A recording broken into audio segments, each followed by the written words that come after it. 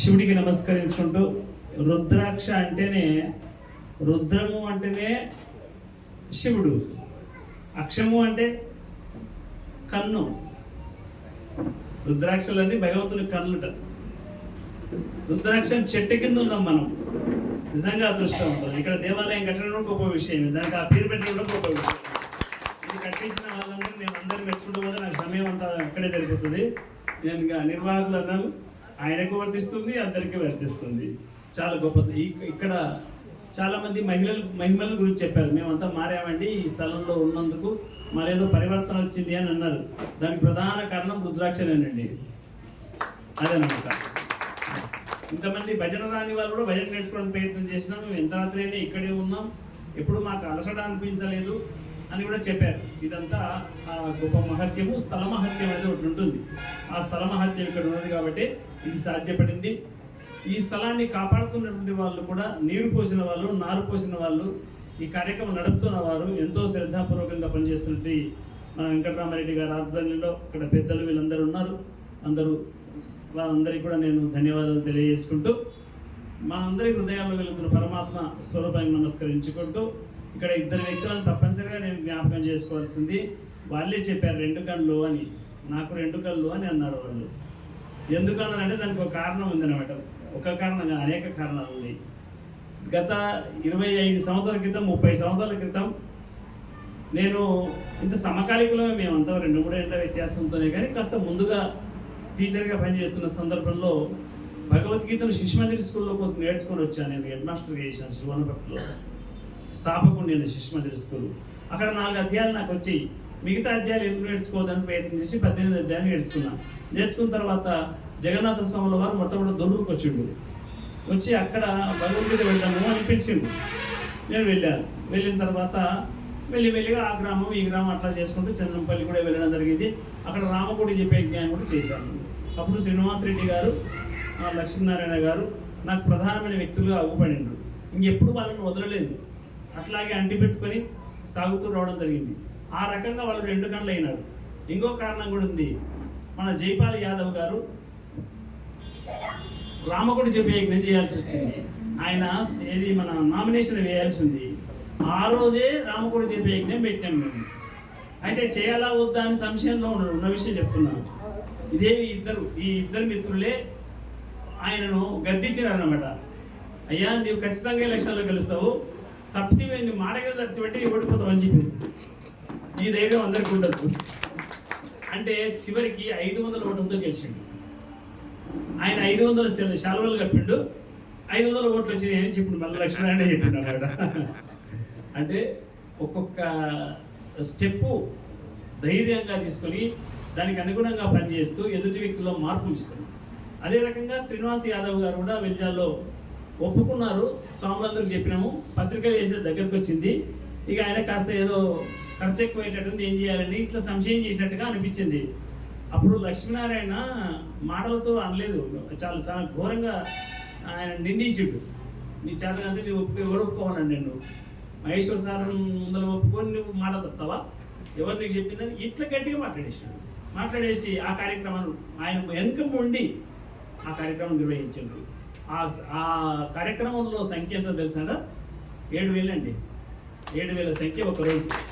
3 రోజుల పాటు 7,000 సంఖ్యకు భోజనం పెట్టాలి. అట్లా 108 యజ్ఞగుండాలు వేశాము. చిన్నచీర స్వాముల వారు మాకు ముఖ్య అతిథి. వీరు చెప్పినట్టుగానే వారి పక్కనే కూర్చొని ఈ సభా కార్యక్రమం అంతా నిర్వహించి వారిని పూల మధ్యన వారిని తీసుకొని రావడం జరిగింది. ఆ రకంగా వారిని సంతృప్తిపరిచాం, వచ్చిన 7,000 మందిని సంతృప్తిపరిచాము. ఇవన్నీ సలహాలు మాత్రమే నేను ఇవ్వడం తప్ప మిగతా అంతా వీళ్ళిద్దరు ప్రధానంగా ముందుండి పనిచేసిన కాబట్టి వీళ్ళు 2 కళ్ళు అనే మాట ఇది నిజం అన్నమాట. జంట కవులు అని కూడా మేము పేరు పెట్టుకున్నాం వాళ్ళకు. జంట కవులు అంటే ఎప్పుడు కలిసి ఉంటారు. ఇప్పుడు ఆ రకం ఎవరికి దుఃఖం వచ్చినా ఎవరికి సుఖం వచ్చినా పంచుకునేటువంటి ఓ పరమ మిత్రులు, చాలా సంస్కారవంతంగా ఒకే ఊళ్ళో ఉంటూ నీదెంత అని అనుకునే సమాజం ఇది. అట్లా కాకుండా వారు ఇద్దరు పోల్చుకొని ముందుకు సాగే ప్రయత్నం చేస్తూ వచ్చారు. సరే, జీవితంలో కొన్ని ఒడిదుడుకులు వస్తుంటాయి, అవన్నీ కూడా లెక్క పెట్టకుండా ముందుకు సాగింది అనే విషయం చాలా గొప్ప. భగవద్గీత జ్ఞానం ఉంది కాబట్టి ఎన్ని కష్టాలు వచ్చినా వాటిని అధిగమించే స్థితిని సాధించగలిగారు. దుఃఖేశ్వ అనుదిగ్నమన సుఖేష్ విగత స్పృహ అని శాస్త్రం చెప్తుంది భగవద్గీత. దుఃఖం వచ్చినప్పుడు ఏమి కూడా వ్యాకులత చెందకు, సుఖం వచ్చినప్పుడు వెంపర్లాడకు. ఈ రెండింటికి కూడా సమస్థితి కదా. శీతోష్ణ సమదుఃఖేషు సమస్సంగం వివర్జిత అని. సమస్సంగంగా దాన్ని వదిలేసేయి. దుఃఖం వచ్చినా సుఖం వచ్చినా, దుఃఖం వచ్చింది ఇప్పుడు సంతోషం బాధపడితే మళ్ళీ సుఖం వచ్చినప్పుడు ఏం చేస్తావు? వెంపర్లాడతావు. ఇది వచ్చింది, అది కూడా వచ్చే అవకాశం ఉంది. ఏదొచ్చినా నేను స్థిరంగా ఉంటానని చెప్పుకోవట్లేదు స్థితి ఆయనకు ఉండాలన్నమాట. ఆ రకంగా వాళ్ళు ప్రయత్నం చేసిండ్రు. అందుకొరకు ఇది ఒక హితబోధ నాకు అందరికీ ఉంటుందని ఉద్దేశంతో వారిని ఆధారంగా చేసుకొని మనం చెప్పినాను.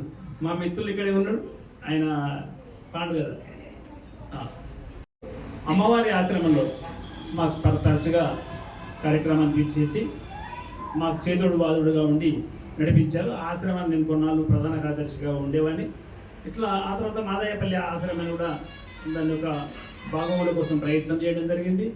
అదే రకంగా మిడిజిల్ దగ్గర ఒక గీత ఆశ్రమాన్ని కట్టాం, ఇప్పటికి ఉంది 30 లక్షలతో. ఆ తర్వాత 9 రేకుల దగ్గర ఒక ఆశ్రమం, కిషన్ ప్రభు ఆశ్రమాన్ని కూడా దాన్ని కూడా ఒక రూపకల్పన చేసినాం. రేపు 12వ తేదీ నాడు, 11వ తేదీ నాడు కాకనూరులో, 12వ తేదీ నాడు 9 రేకుల గ్రామంలో భవ్యంగా దివ్యంగా జరగబోతుంది.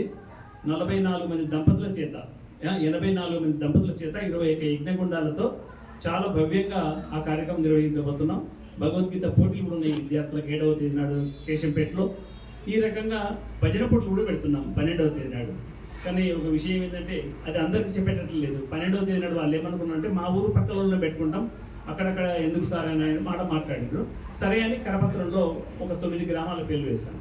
ఇంతవరకు మేము అద్భుతమైనటువంటి భజన పోటీలు నిర్వహించాం చాలా చోట్లలో.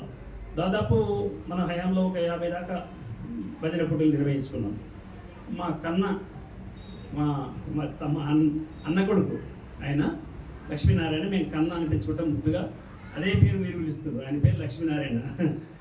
అత్యద్భుతమైన గాత్రం, సంగీతంతో కూడినటువంటి లయబద్ధత, ఇవన్నీ కూడా అతను సొంతం చేసుకోగలిగాడు. చాలా గొప్పనైన విషయం. మరి నేను ఆయనకు నమస్కారం చెప్పకూడదు కాబట్టి అభినందనలు చెప్తున్నా. ఇంకా ఆయన భవిష్యత్తు మరింత ఉండాలని చెప్పి నేను కోరుకుంటున్నాం. అదేవిధంగా నరహరి పంతులు మాకు చాలా కాల పరిచయం. మాకు పరిచయమైనటువంటి వాళ్ళ మామగారు కూడా మాకు సమకాలీకుడు రాఘవాచారి గారు. సభ్యుల పరిచయం వరకు ఇంత వచ్చేసింది. నేను అప్పుడే ఇప్పుడు మొదలు పెడితే కష్టమైందని చూపిస్తాను. అందరూ మహానుభావులే ఉన్నారు. మహానుభావులు కాని వారెవరూ ఇడికి రారు. Simple thing. చేపల దుకాణం వేరే, బంగారు దుకాణం వేరే. బంగారు దుకాణం కాడికి ఎవరు వస్తారు? బంగారం కొనేటోళ్ళు వస్తారు, బంగారం విలువ తెలిసిన వాళ్ళు వస్తారు, 4 పైసలు ఉన్నోడు వస్తాడు కదా. ఆ రకంగా ఇది బంగారు దుకాణం. ఇక్కడికి వచ్చే వాళ్ళంతా కూడా బంగారు మనసు ఉన్నటువంటి వాళ్ళు మాత్రమే రాగలుగుతారు. వాళ్ళకు మాత్రమే బుద్ధి పుడుతుంది. ఇది వినాలని, ఇది చూడాలని, ఇది అనాలని, భజన చేయాలని సంకల్పం చిన్న విషయం కాదు. మా నాన్నగారు గొప్ప ఈ సంకీర్తనలో గొప్ప స్థాయి పొందినటువంటి వారు. బ్రహ్మంగారు వేషం వేసి కూడా ఆయన కూడా బ్రహ్మంగారుగా ఉన్నాడు. నేను మా ఆయనకు ఆ వేషం పాత్ర రాసిచ్చాను. 5వ తరగతిలో ఉన్నాను నేను.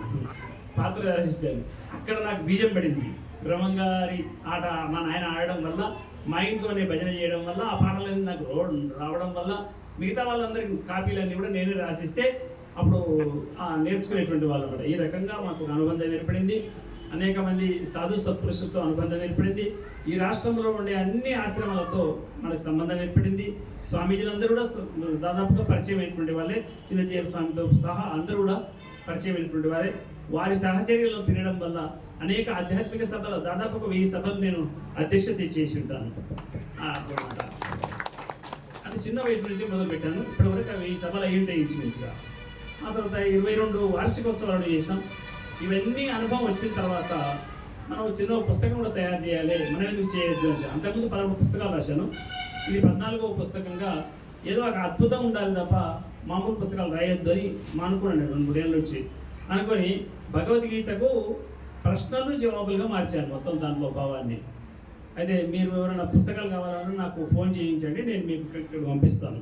మీరు లక్ష్మీనారాయణ గారు చెప్పండి ఎన్ని పుస్తకాలు కావాలో అక్కడ కావాల్సినటువంటి వాళ్ళు. దీంట్లో ఉన్నది ఏమిటి అంటే చాలా వ్యాఖ్యానాలు ఉన్నాయి. ఈ పుస్తకం వ్యాఖ్యానం ఏమిటి అని అంటే ఇది వ్యాఖ్యానం కాదు. ఒక ఉదాహరణకి అందరికీ తెలిసిన శ్లోకం ఉంటుంది, ధర్మక్షేత్రే కురుక్షేత్ర సమవేదాయుత్సవ మామక పాండవ శైవ కివకురో సంజయ, 1వ శ్లోకం భగవద్గీతలో.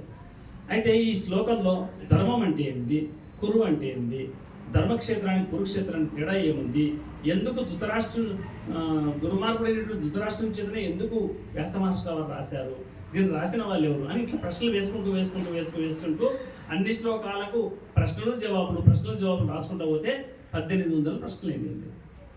18 అధ్యాయాలు, 1800 ప్రశ్నలు, 625 పేజీలు, బ్రహ్మాండమైనటువంటి పేపర్. మామూలు చాలా బాగుంటుంది, దూరం ఉంటుంది, పెద్ద చదువుకోవడానికి కూడా అవకాశం ఉంటుంది. ఆ రకంగా పుస్తకం ఇచ్చి చిన్నజీయర్ స్వామి దగ్గర తీసుకుపోయి చూసి సంతోషపడి ఆయన కూడా చాలా బాగుంది ఈ పుస్తకం అనేటువంటి అభిప్రాయాన్ని రాసి నాకు సన్మానం చేసి ఆశ్రమం నుంచి పంపించాడు. ఆ తర్వాత మళ్ళీ వేరే కార్యక్రమం కూడా ఏర్పాటు చేసినాము.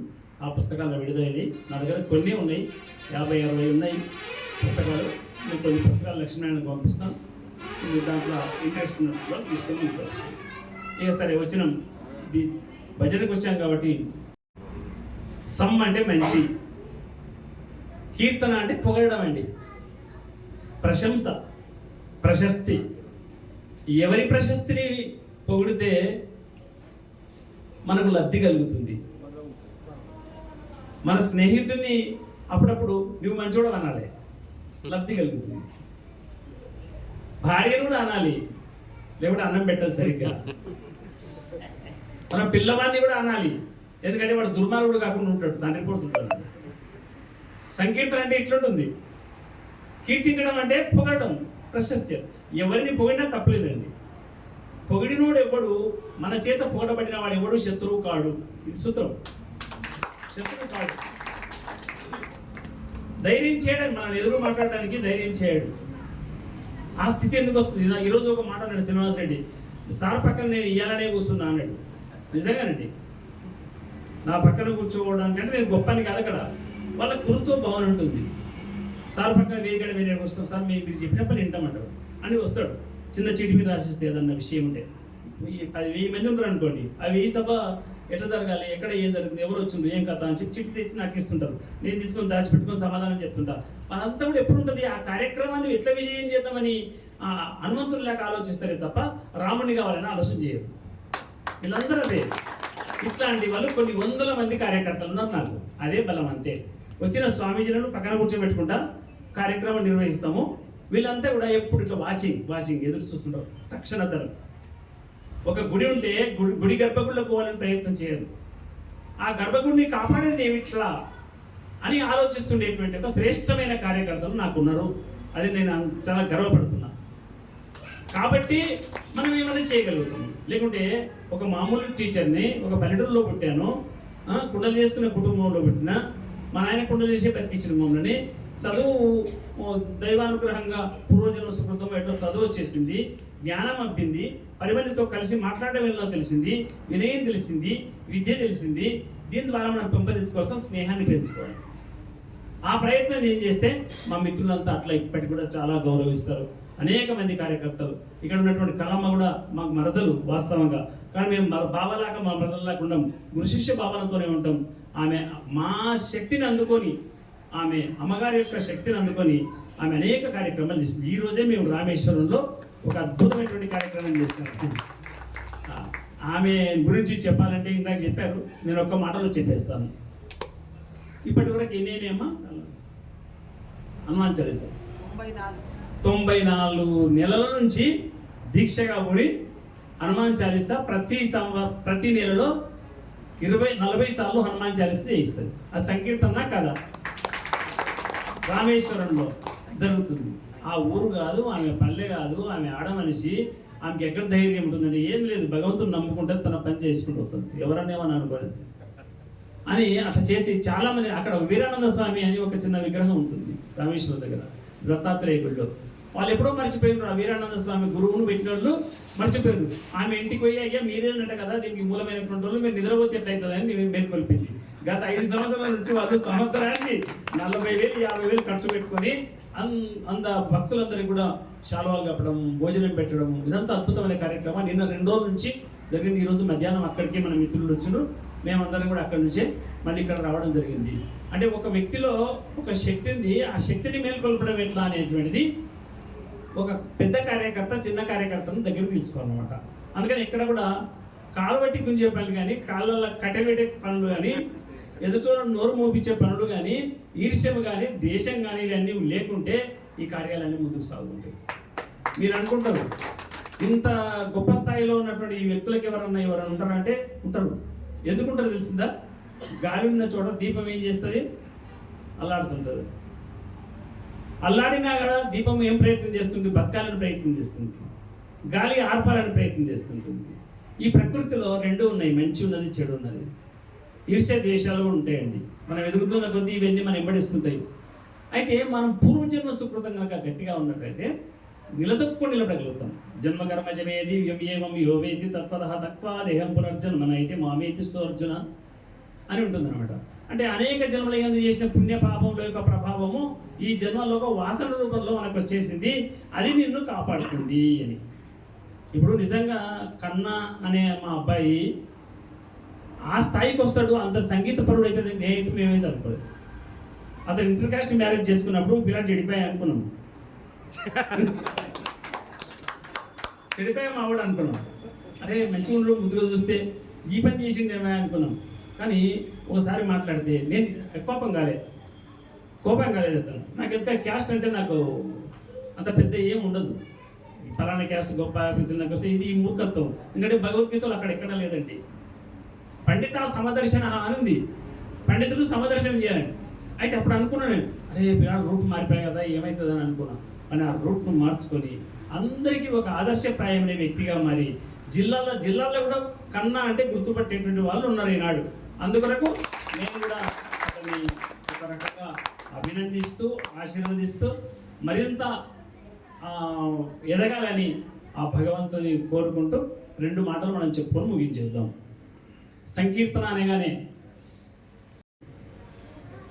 ఒక్కొక్కసారి ఏమవుతుందంటే భజన పుడులు పెట్టాము, సంకీర్తనకు వెళ్ళాము, కార్యక్రమాలు నడుస్తుంటాము. మన గంగాపూర్లో ఎన్ని రోజులు, 3 రోజులు 4 రోజుల 2 రోజుల కార్యక్రమం, దాంట్లో కూడా వెళ్ళాను మాట్లాడుతుంది. కానీ ఈ తాగుడు యొక్క సంఖ్య, తాగేటోళ్ళ సంఖ్య పెరగడం వల్ల, ప్రభుత్వాలే స్వయంగా బెల్ట్ షాపులు పెట్టి తాగించడం వల్ల ఎవడన్నా భజనకు రావాలంటే వచ్చేటట్లేదు అంటాడు. అంటే ఆడవాళ్ళు అంటే బాగుంటుంది కానీ మగవాళ్ళు అంటే ఏం బాగుంటుంది అనే కథ.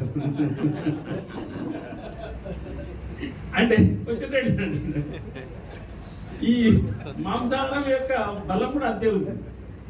ఒకప్పుడు నీకు తెలుసో లేదో, పెద్దవాళ్ళకి తెలుసు, ఒక చిన్న సంఘటన చెప్తాను. ఒక ఇలుసుకులు ఉన్నాయి అనుకోండి, అంటే మన ఏమంటారు నిశ్చితార్థం, దాన్ని ఎంగేజ్మెంట్ అని పేరు పెట్టింది. ఇలుసుకులు అనేవాళ్ళు, పప్పన్నం అనేవాళ్ళు.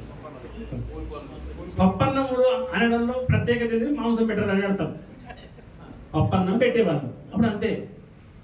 అయితే ఇప్పుడు ఇదొక ఫ్యాషన్గా మారిపోయి ఇక్కడ మహబూబ్ నగర్ దాటిన తర్వాత ఆ కింది ప్రాంతంలో ఎక్కడ కూడా పెళ్ళిళ్ళు కూడా మాంసం పెట్టేవాళ్ళు కాదు. మామూలుగా ఇదే పప్పన్నంతోనే పెట్టేది. కానీ ఏం చేసేదంటే ఆ పెళ్లికి ముందు ఒక ఒప్పందం చేసుకునేది, కట్నం ఎంత ఇవ్వాలని మాట్లాడుకుంటారు కదా. అప్పుడే మాకు ఎన్ని పక్షాలు పెడతావు అని పట్టింది. ఎన్ని పక్షాలు పెడితే అంత గొప్పడు అన్నట్టు, వాడు సంబంధం గొప్పది అన్నట్టు. ఈ స్థితి నుంచి ఎన్ని ఆటలు కోస్తాం అని కనుక వచ్చింది. ఎప్పుడైతే మనము నైతికంగా ధార్మికంగా పతనం అయిపోయినామో దాని యొక్క ప్రభావము మన భజన మీద కూడా పడింది. కార్తీకాలు 30 రోజులు నడిచేది. ఇక్కడ 30 రోజులు నడిచినాయి. కార్తీకాలు 30 రోజులు నడిచిన తర్వాత ఎవరు కూడా మధుపానం అట్లా సేవలు చేయకపోయేది, డ్రింక్స్ చేయకపోయేది. ఆ పద్ధతిలో ఉండేవాళ్ళు. ఇంటింటికి వెళ్ళాల్సి వచ్చేది. రోజు దేవాలయ దర్శనం జరిగేది. మనకి ఎప్పుడు తెలిసినటువంటి విషయం లేదు. అయితే ఆ స్థితి నుంచి క్రమంగా సంకీర్తన పరులు తమ యొక్క తోవ కొంత మార్చుకొని ఈరోజు నేను రాను అని కనెక్కడికి వచ్చేసింది. ఇంకొకటి ఏంటంటే ఈ భూముల కొనడం, అనడం, అమ్మడం, ఏమంటాం దాన్ని అంత కలిసి ఇంగ్లీష్లో ఒక మాట, రియల్ ఎస్టేట్ వ్యాపారం. అది వచ్చిన తర్వాత అసలు తాగనోడు వాడు పాంకిమాలోడు అన్నట్టు, వాడు బిజినెస్ చేయలేడు. ఎందుకంటే వేస్ట్ గాడు. ఎట్లా వేస్ట్ గాడు అంటే వాని రంగంలోకి దించాలంటే మనకు తాగుడు కొట్టియాలి. Simple thing. 8:30 అక్కడ కూర్చున్నాడు, వాడిని 7:30 అక్కడ తీసుకురావాలి అంటే డరం పడాల్సిందే. పడితేనే వాడికి కింది దిగుతాడు. అప్పుడేమంటాడంటే వాడికి మిస్ వచ్చినాక ఇస్తా పోరా 7:30 కడికాడు. అరే మళ్ళీ ఏమయ్యానంటే నేను అంటినా అన్నా దేవుడితోడే అమ్మతోడే నీతోడే అంటాడు. అంటే వాళ్ళు సరే అని అయితే ఇచ్చేస్తాడు. అంత మహత్యం ఉంది దాంట్లో. ఇప్పుడు మోటోళ్ళు ఏం చేస్తారంటే కళ్ళు దుకాణంలో కూర్చొని బేరాలు మాట్లాడుకోరు. ఏంది పిల్లలు బేరాలు మాట్లాడతారు. బిడ్డని ఇచ్చిపో అంటే ఇష్టంటాడు కళ్ళు తాగినప్పుడు. పిల్లాన్ని చెప్తాడు, చెప్తే లేకపోతే పిల్లాన్ని కొడతాడు. కాకపోతే పిల్లలు కొడతాడు, కొట్టి ఆ పెళ్లి జరిపిస్తాడు. అవి అటువంటి పనులు చేస్తాయి. కొన్ని మంచి పనులు, కొన్ని చెడు పనులు చేస్తారు. అందుకని నేను ఆ చివరికి ఎందుకు చెప్తున్నా ఈ జోక్స్ అంతా అంటే భజన అనేది చాలా పవిత్రమైనటువంటిది. వ్యక్తిని మెచ్చుకోవడం కూడా సంకీర్తన నేను చెప్పాను. నేను భగవంతుని మెచ్చుకుంటే ఆ కీర్తనము సమ్ అవుతుంది. సమ్ అంటే గొప్పది, ఉన్నతమైంది, శ్రేష్టమైంది. ఏది శ్రేష్టమైంది? సా అనేటువంటి పదాన్ని సత్యాన్ని నిరూపిస్తుంది. సత్యం అంటే ఏళ్ల కాలంలో ఏంది ఉండేటువంటిది. ఏమిటి ఏళ్ల కాలంలో ఉండేది? ఏ వస్తువు కూడా నాశనం అయిపోయేదే కదా. కట్టిన బిల్డింగ్లు పోతాయి కదా, చెట్లు పోతాయి, జామలు సమస్తం పోతుంది కదా. ఈ భూమండలం కూడా ఉంటుందో లేదో తెలియదు కదా. మరి ఉన్నది ఒకటే, భగవంతుడే అనమాట. సత్యం అంటే భగవంతుడు. భగవంతుని గురించి కీర్తన చేసాడేమే సంకీర్తన అని అర్థం. అయితే భగవద్గీతలో ఒక మాట చెప్తుంది, సతతం కీర్తయంతో మా యతంతస్య దృఢవ్రతాః అని చెప్పింది. అంటే ఎల్లప్పుడూ భగవంతుని సంకీర్తన చేస్తే ఎట్లా దృఢవ్రతాః అని ధైర్యంగా, దీక్షతో, నిష్ఠతో, ఎల్లవేళలా నిరతము భగవత్ చింతనలో నిమగ్నమవుతూ భగవంతుడు స్థుతించాలి అని చెప్పడం అందరి. దాంట్లో మనకి ఏమేమి కనపడతాయి? సంగీతం ఉంటుంది, సాహిత్యం ఉంటుంది. ఇప్పుడు ఒకప్పుడు రాఘవచల్ల వాళ్ళు రాఘవచల్ల కీర్తనల ప్రకారం కృష్ణారావోయే నిన్ను గోరినానోయే, కృష్ణరారా వాసుదేవ కేశవ పరమాత్మయనుచును, విష్ణువే పరమాత్మయనుచును వేడుచుందును మానసంబునా అన్న. ఈ మధ్య మన కన్నా లాంటి వాళ్ళు ఏం చేసిందంటే ఆ సాహిత్యాన్ని సంగీత పరంగా మార్చేసి కృష్ణరావోయి నిన్ను గోరినానోయి అని మార్చేసి అన్ని దాంట్లో మార్చేసి.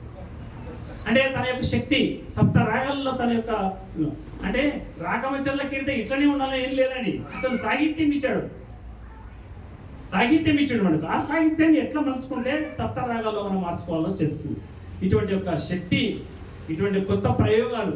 ఒక ఆయన అన్నాడు భజన పుట్టులో పెడితే ఏమనంటే, సార్ మీరు అంకితం ఏం పెట్టి ఉన్న పాటకే ఆమోదించండి అన్నాడు.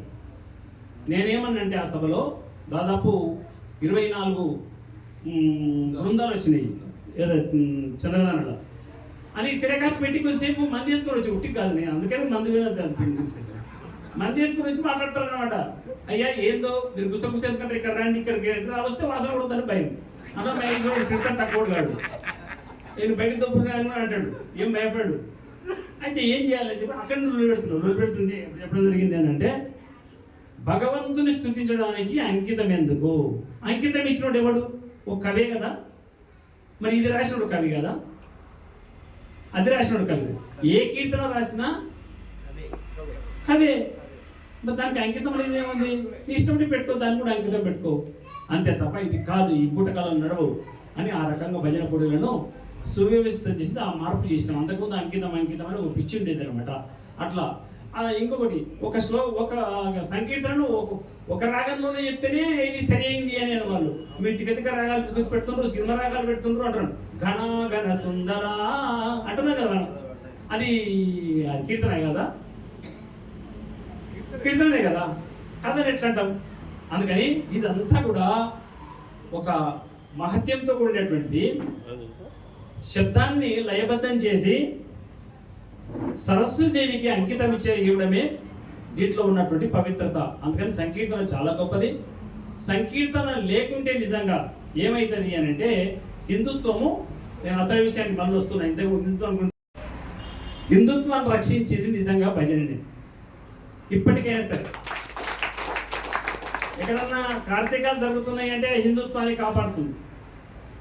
ఒక ఇంట్లో సంకీర్తన జరిగితే ఆ ఇంట్లో హనుమత్ దేవాలయానికి ఏమేమి తీసుకొని వస్తారండి? పూలు, ప్రసాదము, దండలు, అవి ఇవన్నీ తీసుకొని అక్కడి నుంచి వచ్చి అక్కడ దేవుని ఆరాధన చేస్తారు. అంతకుముందు హనుమత్ దేవాలయానికి పోనాడు కూడా ఆ రోజు సంకీర్తన పీరియడ్ అక్కడికి వస్తాడు. వాళ్ళని వచ్చినట్టుగా చేసింది ఎవరు? మనమే కదా. వాళ్ళ ఇంట్లో భూత పిశాచ నికట జాంపై అని హనుమాన్ చాలీసాలో వస్తుంది. భూత పిశాచ నికట నా జాంపై సంకీర్తన యొక్క ప్రాబల్యం అది. భూత పిశాచములన్నీ కూడా ఆ ఇంటిలో నుంచి పారిపోతాయి. అగమార్థంతో దేవానాం గమనార్థంతో రాక్షసాం గురు గంటారావం తర్వాత దేవత ఆహ్వానం లాంఛనమని మనము దేవతను ఆహ్వానిస్తాం. అయ్యా ఓ రాక్షసులారా మీరు వెళ్ళిపోండి, ఇప్పుడు మా స్వామి రాబోతున్నాడు, వస్తే మీ ఈపులో లోడతాడు అని చెప్పినట్టు దేవతలను ఆహ్వానించి మనం చెప్పినటువంటి పట్టణంలోకి ఆహ్వానిస్తాం. ఇట్లాంటి సాంప్రదాయం ఉంది కాబట్టి సంకీర్తన పనులు చూడండి. అసలు అన్నమాచార్య సంకీర్తనలు ఎంత అద్భుతమైనవి, ఎంత గొప్ప. ఏమంటాడు కదా, అండం ఒకటి పరబ్రహ్మం ఒకటి, ఎంత గొప్ప అర్థం ఉందండి. అది క్యాస్టిజాన్ని అంతా తీసేశాడు ఆయన. బ్రహ్మాండం అంతా ఉన్న జీవులు అంతా కూడా ఒకటే అని ఆయన చాటి చెప్పి ఆనాడు చెప్పిండు, ఈనాడు కదండి. వీరబ్రహ్మం గారు 500 సంవత్సరాల క్రితం ఏ కులమని నన్ను వివరమడిగితే ఏమని చెప్పుదునో కులకు పలుగాకులకు ఈ దుష్టులకు దుర్మార్గులకు, ఇట్లాంటి కీర్తనలు చెప్పాలండి దొరికితే అవకాశం ఉంటే. అంటే దుష్టులు దుర్మార్గులు పదం ఉంది కదండి. అవును, తప్పేం, మూర్ఖుడు కాబట్టి మూర్ఖుడు అన్నాడు, తప్పేముంది. ఇది ఎవరితో అన్నాడు? స్వచ్ఛమైన బ్రాహ్మణుడు అగ్రహారం నుంచి ఆయన వెళ్తూ ఉంటే ఆయన్ను పరిశీలింపజేసి నీవేమో గురువు అంట, మహత్యాలు చేస్తున్నామంట, ఏం సంగతి చూడని చెప్పి మా అగ్రహారం మీదకి ఎట్లా అవుతారో మేము బాబులను స్వచ్ఛమైన అని చెప్పి అంటే ఏ కులమని నన్ను వివరం అడిగితే ఏమని చెప్పుదు లోకులకు దుర్మార్గులకు ఈ దుష్టులకు అని ఆయన బ్రాహ్మణులను దృష్టిలో పెట్టుకుని అన్నాడు. అంటే ఎవడు బ్రాహ్మణుడు అంటే ఎవరు అంటే బ్రహ్మజ్ఞానం కలిగిన వాడేపో బ్రాహ్మణుడు శాస్త్రం చెప్తుంది. కాబట్టి మరి బ్రాహ్మణులకు ఉండాల్సింది ఏంటి? పండిత సమదర్శన, అందరినీ సమానంగా చూడాలి కదా. కుల ప్రస్తావన తీసుకురావద్దు కదా. ఎక్కడ జ్ఞానం ఉందో ఆ జ్ఞానంలో పరమాత్మ ఉన్న విషయం తెలియాలి కదా. ఎక్కడ చదువు ఉందో, ఎక్కడ జ్ఞానం ఉందో సరస్వతి యొక్క వస్తువు అని తెలియాలి కదా. అటువంటిప్పుడు ఆ బ్రాహ్మణుల యొక్క గర్వాన్ని కూడా మదమడిచినటువంటి వాళ్ళు ఉన్నారు. వేమన పద్యాలు కూడా అట్లాగే ఉంటాయి. అందుకే ఈ సంకీర్తనలన్నీ కూడా సమాజ కళ్యాణం కోసం పనిచేస్తాయి. లోకా సమస్త సుఖినో, లోకం సుఖంగా ఉండడానికి సంకీర్తన ఉపయోగపడుతుంది అన్నమాట. ఎక్కడైతే ఎవరికైతే కూరలు వస్తాయో ఆ కూరలను తుడిచివేయగలిగేటువంటి పాటలు రాయాలి, ఇంకా కవులు రావాలి. ఈ మనం సంకీర్తన అంటే ఏమనుకుంటున్నామంటే కేవలం భగవంతుడి గురించే రాస్తే సరిపోతుంది. బెజవాడ దుర్గమ్మ అని ఇట్లా స్టైల్స్ మార్చేసినాం మనం, ఆ పాటలు అన్నీ మార్చాం. అట్లాగే చెప్తూ ఇటువంటి దుర్మార్గంలో నాశనం చేయమని మేము కోరాలి. అట్లా కోరేటువంటి సాహిత్యం కూడా రావాలి. వస్తే నిజంగా ప్రజలకు ఆకర్షణీయమైంది. ఇప్పుడు కమ్యూనిస్ట్ వాళ్ళు పాటలు పాడతారు, దాంట్లో దమ్ము ఉంటుంది, దాంట్లో ఒక కలవరం ఉంటుంది, ఒక ఆవేదన ఉంటుంది, ఒక అక్షింతలు ఉంటాయి, దాంట్లో అదే ఒక రకం ధర్మం ఉంటుంది, ఆ లయబద్ధత ఉంటుంది, అవి ఆకర్షించబడతాయి. అందుకని మన సంకీర్తనలో కూడా ఇట్లా కేవలం సాంప్రదాయ పద్ధతిలో కాకుండా రచనలో కూడా కొంచెం మార్పు తీసుకుని వచ్చి సమాజంలో ఏ దుష్ట దుర్మార్గపు దురాలోచనలు ఉన్నాయో, మూఢనమ్మకాలు ఉన్నాయో వాటిని దూరం చేసేటట్టుగా కూడా ఉండవలసిన అవసరం ఉంటుంది. ఆ ప్రయత్నం చేయాలని నాకు కూడా ఉంది. కొంత సాహిత్యం అందించాలని ఉంది. నేను ఈ పుస్తకం రాయడం వల్ల నాకు సంవత్సరం కాలం పట్టింది. ఈ సంవత్సరం అనుకుంటున్నా నేను కళ్ళతో కూడా కొంత చిన్నోడైనా సరే అభిప్రాయం తీసుకొని ఎట్లా ఉంటే బాగుంటుంది, ఏ రాగంలో ఉంటే బాగుంటుంది, ఈ పాఠాన్ని కొన్ని తయారు చేసి ఒక 100 కీర్తనలు మీకు ఒక సంవత్సరం లోపల నేను అందిస్తా. దాంట్లో సమాజం యొక్క మార్పును ఆశించి రాసిన పాటను రాయను. కృష్ణుని మీద చాలా మంది రాశారు, వెంకటేశ్వర స్వామి వస్తు రాశారు. సమాజాన్ని దృష్టి అందుకొని ఆ భగవంతుడికి తొలగించవయ్యా నేను దాసులము అనేటువంటి భావన వచ్చేటట్టుగా దాన్ని ఆధారం చేసుకొని చేయాలనే ఆలోచన ఉంది. ఇది చెప్పడమే కాదు, చేసేట ప్రయత్నం చేస్తాను. ఆ రకంగా చివరి మాట, ఎన్ని మాటలు చెప్పినా మన ఆడపిల్ల మన ఇంట్లో ఉన్నప్పుడు పెళ్ళి అయిన తర్వాత, పెళ్లి కాకముందు చాలా విషయాలు చెప్పి ఉంటాం. మనం పెళ్ళి అయ్యి అత్తగారింటికి పోతుంటే మళ్ళీ ఒక మాట చెప్తాం, ఏమని? బిడ్డ జాగ్రత్తగా ఉండు, అత్తమామలతో జాగ్రత్తగా మాట్లాడు, పెద్దవారితో చక్కగా వ్యవహరించు, అనుకోగలిగి విధేయత కలిగి విజ్ఞానం కలిగి నీకున్నటువంటి పారమార్థిక చింతనను కూడా మీ వాళ్ళకి అందించి నీ జీవనం కొనసాగించు అని చెప్తామన్నమాట. ఆ రకంగా చివరిలా జన సంసర్గం అంటే చెడ్డవారి స్నేహాన్ని వదిలేయండి. అయితే మనం భజనకు వస్తున్నాం, మనం చెడ్డోళ్ళంగా మొదటినే అనుకున్నాం అంటే ఈ మంచి వాళ్ళ సంఖ్యను పెంచాలని అర్థం. చెడ్డ వాళ్ళ సంఖ్యను తీసేయాలంటే అర్థమైంది, మంచి వాళ్ళ సంఖ్యను పెంచాలి, మంచి వాళ్ళతో స్నేహం చేయాలని అర్థం. కాబట్టి గొప్ప స్నేహము భజన ద్వారా జరుగుతుంది. ఇక్కడికి వచ్చిన తర్వాత అందరం ఏం పిలుచుకుంటాం, మామూలుగా పల్లెటూళ్ళలో అన్న, తమ్ముడు, బావ, బామ్మది అని పిలుచుకుంటాం. కులం మనది కాదు, కాకపోయినా మనం ఏదో ఒక వరుస పెట్టుకొని పిలుచుకుంటాం. ఈ రకంగా ఏమైంది, తనలో ఉండేటువంటి క్యాస్టిజం అనేటువంటి భూతము మెల్లిగా తరమెళ్ళిపోతుంది, ఇతరులతో కలిసిపోతుండే ప్రయత్నం జరుగుతుంది. ఒకరి గొప్పతనాన్ని ఒకరు బయట మనం అంగీకరించాం, ఆయన మనగాడ అనుకుంటాం. కానీ ఇక్కడికి వచ్చిన తర్వాత ఎవరైనా మనగాడు కావచ్చు. అది భగవత్ కృప కావాలి, నీ కంఠస్వరం కావాలి, సంగీత జ్ఞానం కావాలి, లయబద్ధత కావాలి, ఆ సాహిత్యం మీద ఉండే నిష్ట కావాలి, గరిష్టత కావాలి. ఉంటే ఎవడైనా మనగాడు కావచ్చు. ఎవరైనా కీర్తన చెప్పవచ్చు, ఎవరైనా తబల నేర్చుకోవచ్చు, హార్మోనియం కూడా నేర్చుకోవచ్చు, ఇవన్నీ నేర్చుకోవచ్చు. కాబట్టి సకల విద్యలకు మూలాధారంగా మనకు ఈ సంకీర్తన ఉంది. కాబట్టి దీన్ని ఎట్టి పరిస్థితుల్లో వదలకు, గట్టిగా పట్టుకోవాలి. అందుకని త్యజ దుర్జన సంసర్గం. ఒక చూడండి, ముగ్గురు స్నేహితులు ఉంటారండి అనుకుందాం. ఒక స్నేహితుడు ఏమో ఎప్పుడు నీ మంచిని కోరే చూస్తుంటాడు, నీకేది మంచిదో, నేను ఎట్లా నడుచుకోవాలనో, ఏం మాట్లాడితే నీకు ఇష్టమో దాన్నే మాట్లాడుతూ అట్లనే స్నేహం చేస్తాడు, నిన్ను నొప్పించడు, తను కూడా నొయ్యాడు ఒక స్నేహితుడు. ఇక రెండవ స్నేహితుడు ఏం చేశాడంటే, నేను నీకేమి ఇచ్చినో నువ్వు నాకు అది అంటాడు, నిన్న నేను నీకు ఒప్పించినా నాకు ఇవాళ ఒప్పి అంటాడు. లేకుంటే ఇంకోటి ఏం చేస్తారంటే, ఆ బ్రాండ్ చూసినా ఆవిడ చూడలేదు, ఇది ఫారిన్ బ్రాండ్ నేను తెచ్చిన, అది చూసుకుందామంటాడు. అట్లా చూసుకుంటారు ఇద్దరు స్నేహితులుగా. అది ఎంతవరకు ఉంటుంది అని తెలిసిందా, యువతలో తన పైసలు అయిపోయినాయి అనుకో, ఒక తన పైసలు లేవు, ఒక తన పైసలు లేవు. పైసలు లేను అని వాడు ఎట్లా చూస్తాడు, స్నేహం కట్. అందుకని మనీ కట్స్ ది లవ్ అన్నాడు, ప్రేమను కట్ చేస్తుంది. ఇక మూడవ వాడు ఉన్నాడు, నీ నుంచి లాగానే ప్రయత్నం చేస్తాడు, వాడు మాత్రం పెట్టాడు.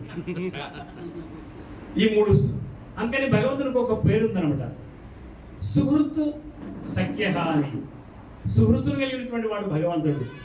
భగవంతుడు మనకి ఏం కావాలో అన్ని ఇస్తుంటాడు, మనకు తెలియదు కానీ. నిజంగా గాలి ఇవ్వకపోతే ఏమైతుంది మన పరిస్థితి, ఒక్క నిమిషం చాలు, ఉండలేము మనం. ఆ తర్వాత పృథ్వీ, జలము, అగ్ని, వాయు, ఆకాశంలో అనేటువంటి పంచభూతాలను మనకి ఇవ్వడం వల్లనే, దాని యొక్క ప్రభావం చేతనే మనం బ్రతుకుతున్నాం. మన శరీరం వృద్ధి చెందింది, మనకు సంతానం కలిగింది, మనమన్నైంది, అంతా అయిపోయింది, మన ఇల్లు కట్టుకున్నాం, మంచిగా అంతా కూడా పంచభూతముల యొక్క శక్తి వల్లనే కలుగుతుంది. ఈ శక్తి తత్వం మనకు అర్థమయ్యేటందుకు మనం చేయాల్సింది సంకీర్తన. అందుకొరకు భగవంతుని ఏమి లేదు, సింపుల్ థింగ్. సంకీర్తన అనే పదానికి ఒక అర్థం చెప్తాను. భగవంతుడు చేస్తున్న మేలుకు మనం సమర్పిస్తున్న విధేయతాభావము. కన్నా సరిపోయిందా? భగవంతుడు చేస్తున్న మేలుకు మనం సమర్పిస్తున్న శరణాగతి, నివేదికు. త్వమేవ శరణం మమ తస్మాత్ కారుణ్య భావేన రక్షరక్షో జనార్దన అని తిరిగేటప్పుడు చెప్తామట. నివేది అంత నీవే, నీకు శరణు చూస్తున్నా. శరణు చూచే కార్యక్రమమే సంకీర్తన కార్యక్రమం. అయితే మనం భగవంతుడు డైరెక్ట్గా ఏమి ఇయ్యలేము. భగవంతుడు ఎక్కడ ఉండో తెలియదు, ఏ రూపంలో ఉండో తెలియదు. అందుకని శాస్త్రం ఏం చెప్పిందంటే, ఈశ్వర సర్వభూతానాం హృదేశే అర్జున తిష్టతి భ్రామయాన్ సర్వభూతాని యంత్రారుడాని మాయ. ఓ మాయా యంత్రమా అంటే మనల్ని అంటున్నాడు, ఓ మాయా యంత్రమా, ఎందుకు మాయా యంత్రం ఈ శరీరము? ఇప్పుడు బాగుంటుంది, తర్వాత ఏమవుతుందో తెలియదు. శతవత్సరముల దాకమితము చెప్పింది కానీ ఎప్పుడో ఏ వేళలో వెళ్ళిపోతుంది, చెప్పకను కను రెప్ప చాటున చెదిరిపోతుంది అని చెప్పినట్టుగా ఈ కొద్ది కాలంగా ఉండేటువంటి తాత్కాలికమైనటువంటి ఈ శరీరము పరమాత్మ వశంలో ఉంది. ఎట్లా ఉంది అంటే, ఆయననే మన యందొచ్చి దాగిండు. పరమాత్మ ఆత్మ రూపంలో మనలో దాగి ఉన్నాడు. ఈశ్వర సర్వభూత, అన్ని భూతములు ఎందు ఉన్నాడు ఆయన. భూతములు అంటే జీవులు అని అర్థం, మనుషులని మాత్రమే కాదు. వీటికాది బ్రహ్మపర్యంతం ఉండి 84 లక్షల జీవరాశులంతా కూడా పరమాత్మ నివసించి ఉన్నాడు, అన్ని జీవుల యందు ఉన్నాడు. ఆయన చైతన్య రూపుడై ఈ దేహాన్ని నడిపిస్తున్నాడు. ఎట్లా అంటుండో చూస్తుందా, భ్రామయాన్ సర్వభూతాని అంటే డ్రైవర్ అన్నట్టు. భ్రామయాన్ అంటే తిప్పుతున్నాడు, మన జీవితాన్ని తిప్పుతున్నాడు. స్టీరింగ్. ఒకప్పుడు తల్లి కడుపులో ఉన్నాం, చిన్నగా ఉన్నాం, శైశవ దశలో ఉన్నాం, బాల్యంలోకి వచ్చినాం, ఆ తర్వాత కౌమారంలోకి వచ్చినాం, ఆ తర్వాత గృహస్థంలో బ్రహ్మచర్యంలోకి వచ్చినాం, ఆ తర్వాత గృహస్థంలోకి వెళ్ళిపోయినాం, ఆ తర్వాత ప్రౌఢంలోకి వెళ్ళిపోయినాం, అంటే వానప్రస్థంలోకి వెళ్ళిపోయినాం, చివరికి అంతర్గత ప్రాప్తిలోకి వెళ్తాం, సన్యాస స్థితిలోకి వెళ్తాం. ఈ స్థితికి ఎవరు తిప్పుతున్నారంటే భగవంతుడే మన హృదయంలో ఉండి తిప్పి నిన్నిట్లో కాలం నడిపిస్తున్నాడు. ఎన్నేళ్ళు? 75 ఏళ్ళు అంటాడు ఒకడు. అంటే 75 ఏళ్ళు అంటే నీ దగ్గర పోయిన అంటారు కదా, మా పిల్లలు పెద్దగా అవుతున్నాడు, మా పిల్లలు పెద్దగా అవుతున్నాడే చచ్చిపోతే దగ్గర ఉంటారు. ఆయన 11వ పుట్టిన దినం, 12వ దినం ఓటు కట్ అవుతుందా పెరుగుతుందా? కట్ అవుతుంది. అందుకని తెలియక ఆ ఫారిన్ వాళ్ళకి కొద్దిగా ఏదో తెలిసినట్టు కొంచెం అర్థమైనట్టుంది, మొత్తం అర్థం కాలేదు. వాళ్ళకు దీపాలు ఊపుతారు అంటే ఒకటి కట్ అయిందని. ఎన్ని దీపాలు ఉంటే అన్ని దీపాలు ఊపుతారు పడుకోరు. ఒక్కటికి ఒక సంవత్సరానికి ఒకటి ఉంటే బాగుంటుండే. హ్యాపీ బర్త్డే టు యూ అని చప్పట్లు కొట్టి కేక్ పెట్టి అందరికి మంచి చప్పట్లు వస్తుంది. అక్కడ ఒక్కోసారి నాకు ఆశ్చర్యం అనిపిస్తుంది. ఎవరైనా పుట్టిందని అనుకుంటే ఈ చొరవ తీసుకొని పోయి మంగళాడిస్తున్నాం, ఈయనదేందా మధ్యాహ్నం అని చెప్పి అనుకుంటారేమో. ఇప్పుడు ఆడేవాళ్ళు అప్పుడు ఆటలుగా లేరు, ఇప్పుడు ఆడేవాళ్ళు సిస్టమ్ మారిపోయింది. అందుకే సమస్య చెడిపోయింది. అంటే మొగోళ్ళు మంచివాళ్ళు నేను అంటలేను, వాళ్ళు ఉండే స్థాయిలో వాళ్ళు చెడిపోయాడు. అయితే చప్పట్లు కొట్టిస్తారు, కేకులు కొట్టిస్తారు, అన్ని కొట్టిస్తారు, కానీ తెలిసిన ఆయన ఒక ఆయన అడిగితే మంగళాడి తీపిస్తుంది. శతమానం భవతి శతాయ పురుషేంద్రియ ఆయుష్యేంద్రియ ప్రతిష్టది అని మనకి అక్షంతలు వేయాలని అనిపిస్తుంది. వాళ్ళు ఎవరు పెద్దగా చేయరు. బాగా చొరవ తీసుకునే అవకాశం ఉన్న చోటుకు వెళ్ళి ఇట్లా కాదు మీరు చప్పట్లు కొట్టకండి, చప్పట్లు కొడితే మన జీవితం అంతా దుప్పట్లయినాయి అని చెప్పి అప్పుడు చప్పట్లు కొట్టలేకుండా శతమానం భవతి మంత్రం చెప్పండి అందరూ, నేను ఒక్కనే అక్షంతలు వేస్తాను, అందరూ చెప్పండి అని ఆ రకంగా వేపించి దీపారాధన చేయించి వెలిగించి హారతిని పక్కకు పెట్టించి ఆ దీపం తీసుకుపోయి ఊదకుండా, దీపాలు ఊతారు కదా, ఊదకుండా అవి తీసుకుని పోయి దేవుని గుళ్ళు పెట్టండి. ఆ దీపం ఎంత దివ్య విధంగా వెలుగుతుందో నీకు పిల్లవాని యొక్క జీవితం కూడా అంత దివ్యంగా వెలుగుతుంది అని చెప్తే అప్పుడు అర్థం చేస్తుంది. అందుకని మీ అందరినీ కోరేది ఏంటంటే మీ మనవళ్ళది కానీ, మీ పిల్లలది కానీ, మీ బంధువులది కానీ, మీ స్నేహితులది కానీ జరిగినప్పుడు ఈ పద్ధతిని పాటించండి. దీపాలు వెలిగించండి, అక్షంతలు వేయండి మీ చేతుకుంటా. ఆ రకంగా వేస్తే మన హిందూ ధర్మాన్ని కాపాడేటువంటి వాళ్ళం. ఇంకా చివరి మూమెంట్లో నేను చెప్పదలుచుకుంది అంటే మనకున్న ప్రమాదం ఏమిటి హిందుత్వంలో. జనాభం, ఆర్యావర్తం, హిందూ దేశం, హిందుస్థానం, భరతవర్షము, భరతఖండముగా పిలువబడింది దేశం. దీనికి ఉన్న పేరు దేశం, మన దేశానికి జగద్గురువు అని. జగతికంతా మనమే గురువు. నిజమా అంటే వాస్తవం చరిత్ర చెప్తున్నది. ఈ మొత్తం ప్రపంచానికంతా జ్ఞానభిక్ష పెట్టింది మనమే. ఎవరికి ఏం తెలిసింది కాదు. అంటే ఒక ఉదాహరణ చెప్తాను.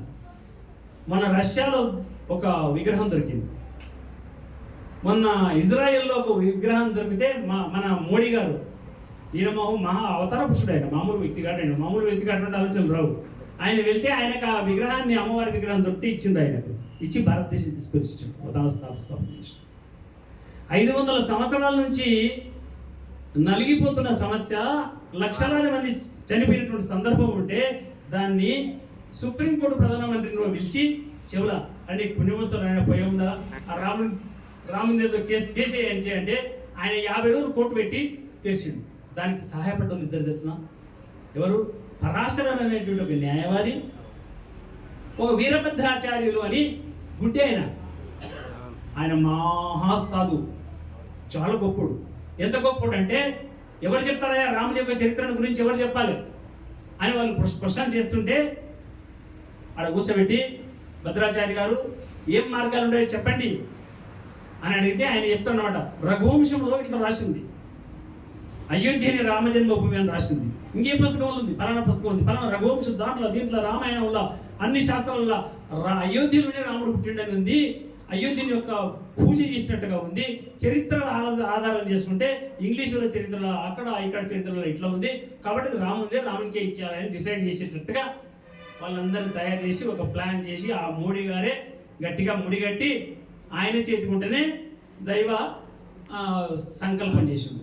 ఒక మూర్ఖుడు ఒక పీఠాధిపతి అన్నాడు, మోడీ లాంటి సామాన్య వ్యక్తి విగ్రహాలకు ప్రతిష్ట చేస్తుంటే మేమేం చేయాలి, చూడడానికి పోవాలా అన్నాడు. మీ బతుకులన్నీ చూడనీకనే ఏంటివి లేవు, మీరు మన తనేటోళ్ళు కాబట్టి మీరు స్వాములు ఉండరు. నిజంగా చెప్తున్నా, ఎవడు బుద్ధిమంతులు లేడండి. బొజ్జలు పెంచి వాళ్ళ ఆశ్రమాలలో ఉన్నారు. రావాలండి మాలాగా సన్యాసులాగా రావాలి.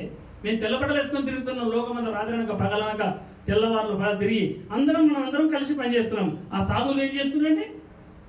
ఏం నిష్ట, ఏం గరిష్టత? లోకమంతా భగవంతుని యొక్క స్వరూపం అని చెప్పి శాస్త్రం చెప్తుంటే ఆ శాస్త్రం నీకు చెప్తావు కానీ పాటించావు కదా. మరి ఈ మనుషులందరూ అందరి హృదయాల్లో పరమాత్మ స్వరూపాన్ని ఇచ్చిపెట్టి నీవు ఇంట్లో కూర్చొని ఏదైనా చేసేది నేను?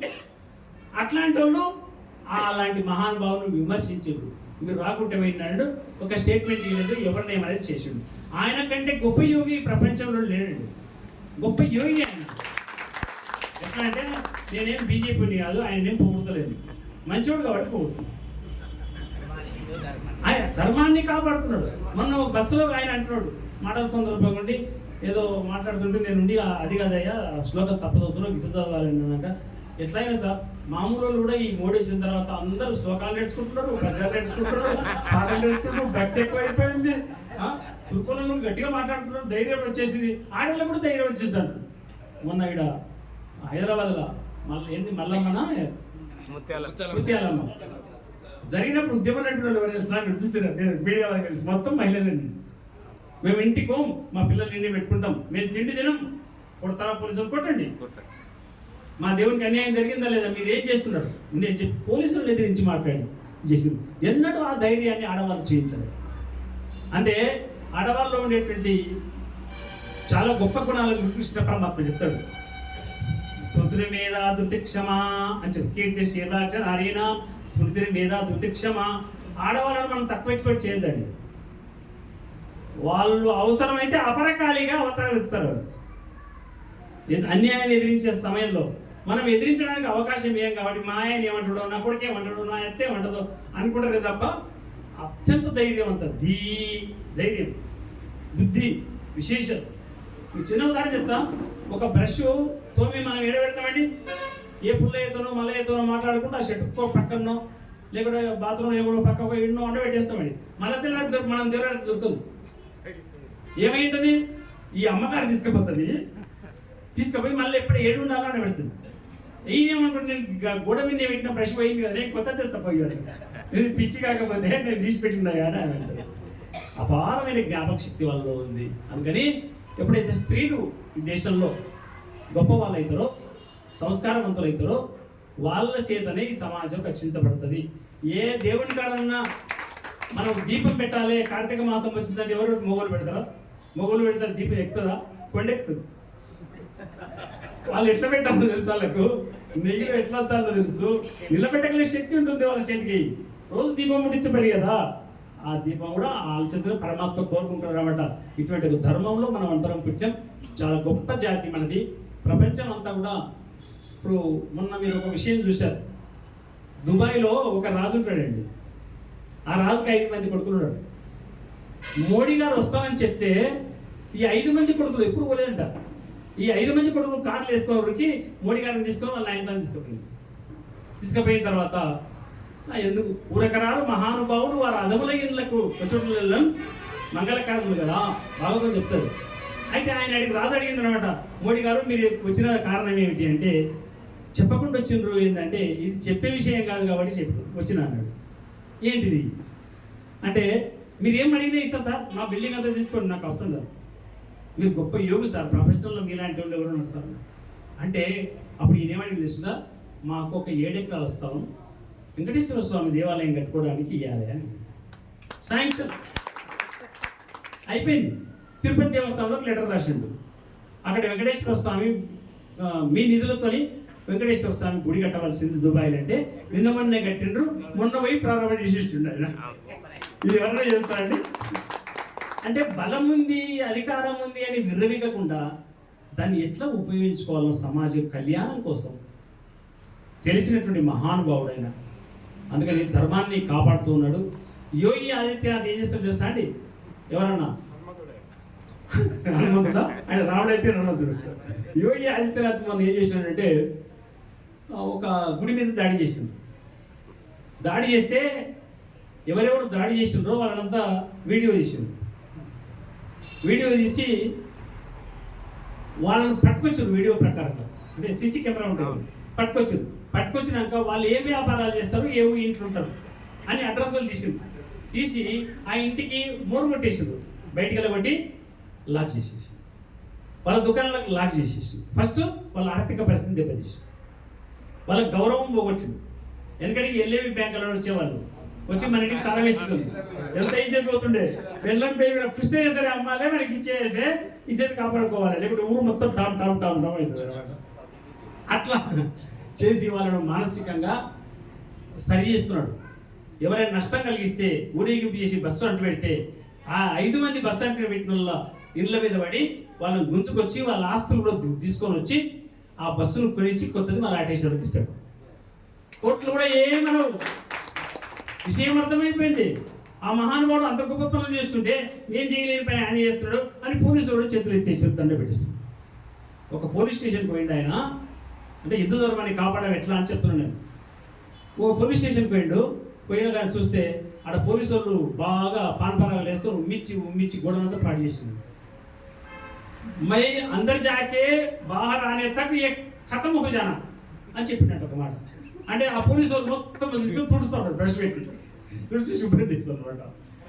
అంటే ఒక స్వస్థమైనటువంటి సామ్రాజ్యాన్ని, హిందూ తత్వ జీవన విధానాన్ని అమలుపరిచే క్రమంలో మన నేతలు పనిచేస్తున్నారు. మనము పనిచేయాల్సిన అవసరం ఉంది. మనం కూడా మద్దతు ఇవ్వాల్సిన అవసరం ఉన్నది. అందుకని మా చుట్టం ఉండే మా బామాడి గారు వచ్చే బాటలు తెచ్చిచ్చే నేను ఓటు వేస్తుంటే బుద్ధి లేనోడా, నీ వేసిన ఓటు వలన సమాజం నాశనం అయిపోతుంది. మొన్న మహారాష్ట్రలో 5% ఓట్ల తేడాతో 100 సీట్లు మస్తులు మెజార్టీ వచ్చింది, తెలిసిందా? అందుకని హిందువులో చైతన్యం రావాలి, హిందువులో ఓటింగ్ వైపు మనసు మళ్ళాలి, గొప్పవాళ్ళని స్థితి వెలగాలి. కేవలం భజన చేసుకుంటా అంటే నీ భజన కూడా సాగనీయరు అని చెప్తున్నా. ఎప్పుడో చేస్తున్నాం అనుకుంటున్నాం. మీ భజనలు సఫలం కావాలంటే నీ ధర్మాన్ని నువ్వు కాపాడుకోవాలి, నీ సంస్కృతిని కాపాడుకోవాలి. ఇంకొక చిన్న ప్రమాదం అని చెప్పి నేను ముగించేస్తాను. లవ్ జిహాద్ అనేది ఉంటుంది వీడియో కానీ ఒక సిస్టమ్ నడుస్తుంది. అదేమిటంటే హిందూ అమ్మాయిలను ట్రాక్ చేయాలి. ఎట్లా ట్రాక్ చేయాలి? వాని ఫ్రెండ్ ద్వారా ఆ పిల్లకు నచ్చ చెప్పాలి. వాళ్ళు పెద్ద సంపన్నులు ఉండరు, నువ్వు బీదనవు, పెద్ద కుటుంబంలో పడతావు కదా, నేను తీసుకుపోయి మళ్ళీ ఏదో పొలం ఉన్నోనికి ఇచ్చి వ్యవసాయం చేపిస్తారు కదా, నా మాట విను, ఈయనకి పెళ్లి చేసుకో. ఆ పిల్ల పోతుంది. అయిన తర్వాత నచ్చ చెప్పి తీసుకొని పోయిన తర్వాత దుబాయ్కి తీసుకుపోయి అమ్మేస్తాడు. ఇది లవ్ జిహాద్ అంటే. లేకుంటే చంపేస్తాడు చెప్తేనకపోతే, లేకుంటే బలవంతంగా పెళ్లి చేసుకుంటే అతనికి అంతకుముందు 2 పిల్లలు ఉంటారు. ఇది 3వ పిల్లలంగా ఇంట్లో కూర్చోవాల్సి వస్తుంది. ఇంత దుర్మార్గం నడుస్తుంది. హిందువులకు పిల్లలు దొరుకుతలేదంటే కారణం ఏమో తెలిసిందా? మనమే దుర్మార్గులు వెంటబడుతున్నారు సంఖ్య పెంచుకోవడానికి. కాస్త సంఖ్య పెరిగింది అంటే ఈ దేశంలో కూడా జరగబోయే పరిణామం ఏమిటంటే హిందూ సమాజం యొక్క సంఖ్య పడిపోతే రాబోయే కాలం దుర్భరంగా ఉంటుంది, హిందూ దేశంగా ఉండదు. ఇప్పటికే చెప్తున్నారు 2050 వరకు ఇది ముస్లిం దేశం అయ్యే అవకాశం ఉంది అని చెప్తారు. మనం ఎవరి మీద రివెంజ్ తీసుకోం. మనకు రక్తపాతం అంటే ఇష్టం లేదు, అందుకని కొన్ని కూడా వాళ్ళతో గోపిస్తాం. పిరికి వాళ్ళం మనం, మంచి వాళ్ళం మనం. మనకు శాస్త్రం అంటే చెప్పింది ఇట్లా బతుకమని చెప్పింది, ఇతరులు ఏమైనా అహింస పరమో ధర్మ అని చెప్పిన తర్వాత మనం ఎట్లా హింస చేస్తామండి? అహింస పరమో ధర్మ అని చెప్పి అని వస్తే నేను తిన్నా అంటాడు మనోడు తప్పించుకోవడానికి. అందుకని ఈ సాకులని చెప్పొద్దు. ఇష్టంతో కోసం తిరుగు ఎవడో దాన్ని మాంసాహారం తింటే కొంపలాడకపోతే అని దేవుడు తిడతాడు కొడతాడు అనేది ఏం లేదండి. అది శాస్త్రంలో ఎక్కలేదు. అహింస అంటే అర్థం ఏంటంటే ఎదుటివాడిని నొప్పించకూడదు అనేది. అట్లా చేసి తినకు అని చెప్పే ఉద్దేశం. నీకు ఒకవేళ బుద్ధి వచ్చే మెల్లమెల్ల క్రమంగా మారు. ఏం చేతి నాకు ఒక బిడ్డ పెళ్ళి ఉండదు, ఆ బిడ్డ పెళ్ళి అయినాక బయట చేస్తా అంటాడు. ఇక్కడ సంబంధం కుదరాలి, బాబు ఇద్దరు కూర్చుంది ఏమికులు బాగా తినాలి, చుట్టాలకు మంచి మర్యాద చేయకపోతే వాళ్ళు ఏమంటున్నారు, వీడు పనికి వాడు అనుకుంటారు అని ఉద్దేశంతో వీడియోస్ కప్పినోడు మాకేమి ఇస్తాను పిల్లలు చేసుకోండి, కానీ వాడు పిల్లలు చేసుకోడు అని చెప్పుకునే సాకులు ఉన్నాయి. ఇవన్నీ కూడా ఇవన్నీ కాదండి, మనలో మార్పు వచ్చి ఏది మార్చుకోవాలనేది మార్చుకొని హిందుత్వాన్ని కాపాడి దేవాలయాలను ఒక సంస్కార కేంద్రాలుగా నిలబెట్టి దేవాలయాలను పటిష్టవంతంగా నిర్మాణం చేసి ఇందాక చెప్పారు, నేను చెప్పిన విషయాన్ని మనం చెప్పదలుచుకోలేదు. ఈ దేవాలయాలను ఇక్కడ నిర్మించుకోవడం, దాని వెనుక ప్రయత్నం చేసినంత వరకు కూడా భగవంతుడు వారందరినీ చక్కగా ఆశీర్వదించి సకల వేళయందు ఆ పరమాత్మ వాళ్ళని చక్కగా చూడాలనేటువంటి కోరికతో కోరుకుంటూ ఈ భజన కార్యక్రమంలో ఇంత చలికాలంలో ప్రతి శనివారం నాడు వస్తూ ఇక్కడ మీరు అందరూ కలిసి ఒక భజన కార్యక్రమం నిర్వహిస్తూ నిరంతర భజన అనే ఒక పేరు పెట్టారు. చాలా గొప్ప విషయం. వాళ్ళందరికీ కూడా ఈరోజు సన్మానం చేయడం, నేను కూడా ఈ కార్యక్రమంలో మీతో భాగం కావడం నా అదృష్టంగా భావిస్తూ కార్యకర్తలకు ధన్యవాదాలు తెలియజేస్తూ